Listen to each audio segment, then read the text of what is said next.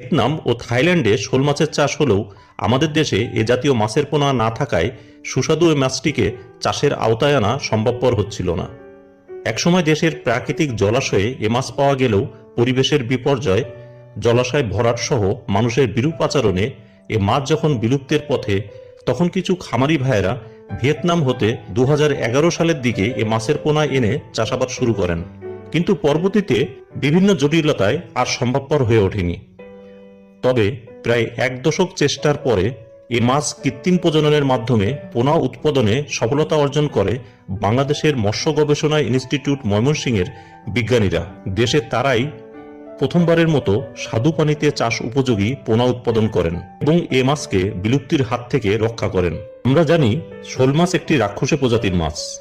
এ মাছ চাষ সহজ হলেও তাকে উপযুক্ত পরিবেশ দিতে হবে। যে পুকুরে শোল মাছ চাষ করতে চাচ্ছেন সেটা পুরাতন এবং জলজ উদ্ভিদ সম্পন্ন ভালো হয়।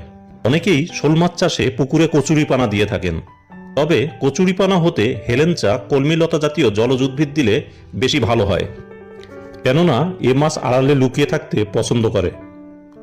যদিও কচুরিপানা পুকুরের অতিরিক্ত গ্যাস শোষণ করে থাকে, আর পুকুরের চারপাশে কমপক্ষে 5 ফিট উচ্চতায় জাল দিয়ে বেড়া দিতে হবে, তা না হলে বর্ষায় এ মাছ লাফিয়ে চলে যাবে। এরপর শতাংশ প্রতি 20 থেকে 30টি পোনা মজুত করা যেতে পারে। আমরা জানি শোল একটি রাক্ষসে ও মাংসাশী শ্রেণীর মাছ। এরা সাধারণত জুপ্লান্টং, পোকামাকড়, ছোট ব্যাঙ, মশার শুক কীট ছাড়াও জলজ কীট পতঙ্গ খেয়ে থাকে।